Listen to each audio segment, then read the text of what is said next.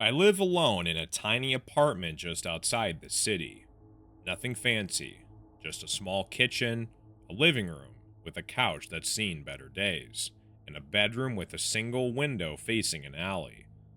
Life is quiet, uneventful. But last month, something happened to me that I still can't explain. It was a Friday night, and I was starving.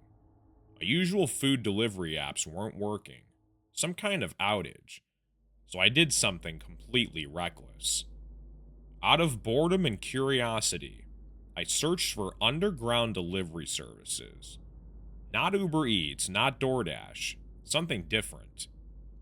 That's when I stumbled upon a forum discussing black market dining, a hidden service on the dark web that delivered exclusive meals, foods you couldn't find anywhere else.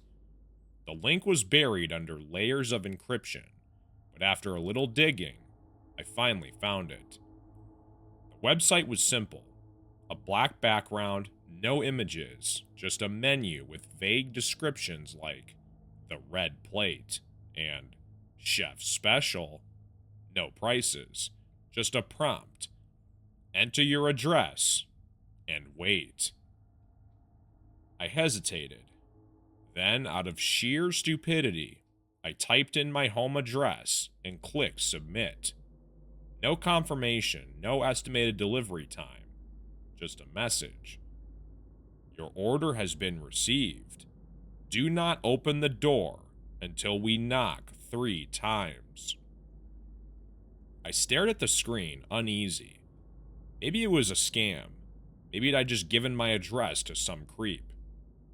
But about an hour later, at exactly midnight, I heard it. 3 slow knocks at my front door. I hadn't heard footsteps in the hallway. No elevator. No car pulling up outside. Just knocking.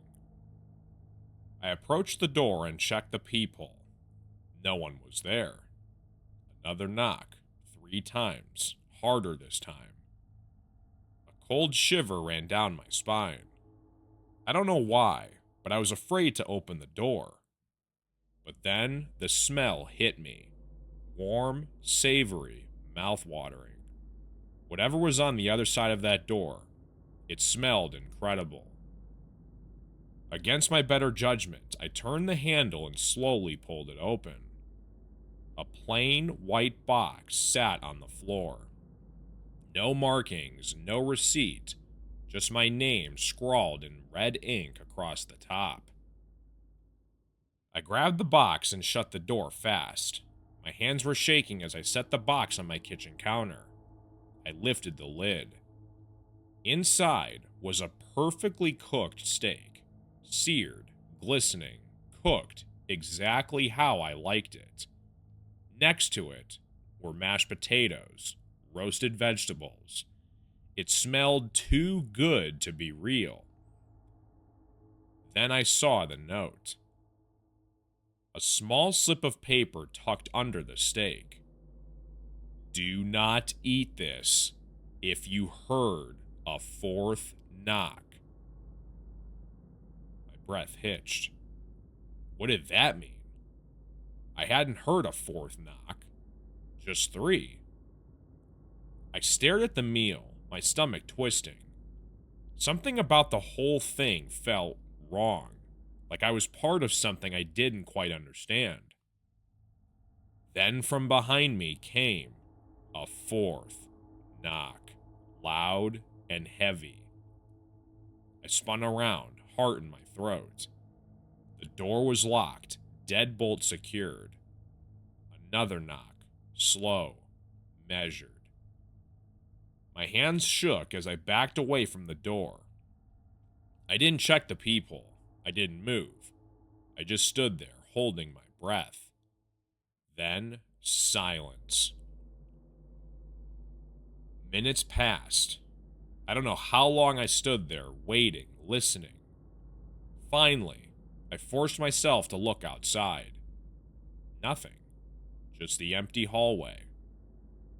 When I turned back to the kitchen, my stomach completely dropped.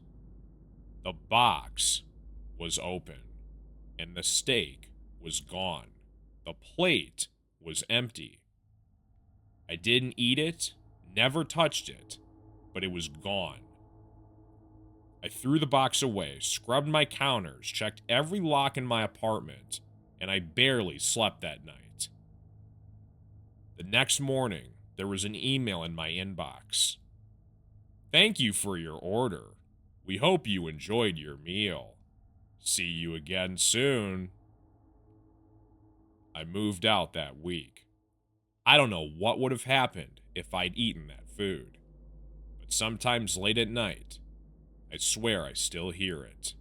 A slow, deliberate fourth